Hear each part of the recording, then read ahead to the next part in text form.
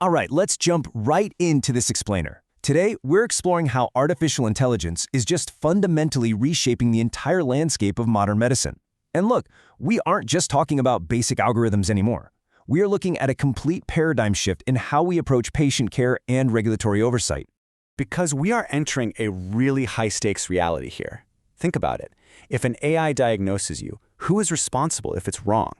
Today, we are breaking down the clinical capabilities, the new FDA regulations, and the absolutely vital ethical guardrails of medical AI. To cover all this ground, we'll hit 5 key areas. 1. The AI medical revolution. 2. The problem with adaptive AI. 3. The FDA's new playbook. 4. Ethics, bias, and trust. And 5. The future of healthcare AI. We're essentially following the journey of the technology itself. Starting off with Section 1, the AI medical revolution and how it's transforming patient care. To really understand the rules of the road, we first need to get our terminology straight. You're going to hear the acronym SAMD a lot. It stands for Software as a Medical Device. Basically, this means that software applications themselves, completely independent of any hardware, are now being treated and heavily regulated as actual medical devices. Whether it's a diagnostic AI running on a hospital server or a smart app on your phone analyzing your ECG, the software itself is the device. So that consumer health app you just downloaded, it's now falling under the exact same intense microscope as a traditional heart monitor. And the growth here is literally staggering. Get this. As of early 2026, the FDA has authorized over 1,350 AI-enabled devices. To put that into perspective, that is roughly double the count from just 2022. We are seeing hundreds of new AI tools cleared every single year across cardiology, radiology, neurology, you name it. And here's the thing. AI isn't just offering gentle suggestions to doctors anymore. Tools like IDX-DR are operating autonomously. This specific tool detects diabetic retinopathy with an 87.4% sensitivity rate, and it does it completely without a human reviewer. No doctor double-checking the scan. That is a massive, game-changing leap forward in diagnostic speed and global access for patients. But of course, that brings us to Section 2, the problem with adaptive AI, which is frankly a bit of a regulatory nightmare. See, for decades, the FDA evaluated what we call locked algorithms. They get approved, they get deployed, and they remain completely static. They don't change. But this new wave, these are adaptive algorithms. They continuously learn, update, and evolve from new real-world data. It's kind of like an evolving medical resident who learns something new from every single patient they see. That requires a completely different oversight approach than a static tool like a stethoscope or a scalpel, which obviously never changes its shape. So, how are they fixing this? Let's pivot to Section 3. The FDA's new playbook for regulating the future. The FDA realized pretty quickly that a simple, one-and-done pre-market approval just wasn't going to cut it for something that thinks and adapts. So they shifted to a total product lifecycle, or TPLC, oversight model.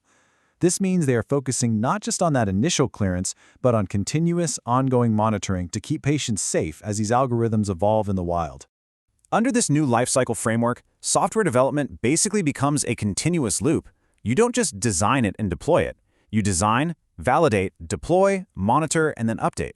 That real-world monitoring directly feeds into ongoing, safe updates. It's a much more agile model, but it brings deep accountability. Now, the really ingenious solution the FDA came up with for adaptive AI is the PCCP, the Predetermined Change Control Plan. Think of this as a pre-approved regulatory sandbox. Developers can basically pre-specify allowable algorithm modifications with the FDA up front. This lets them safely update their algorithms post-market without getting totally bogged down in red tape and resubmitting paperwork for every single minor tweak to the data.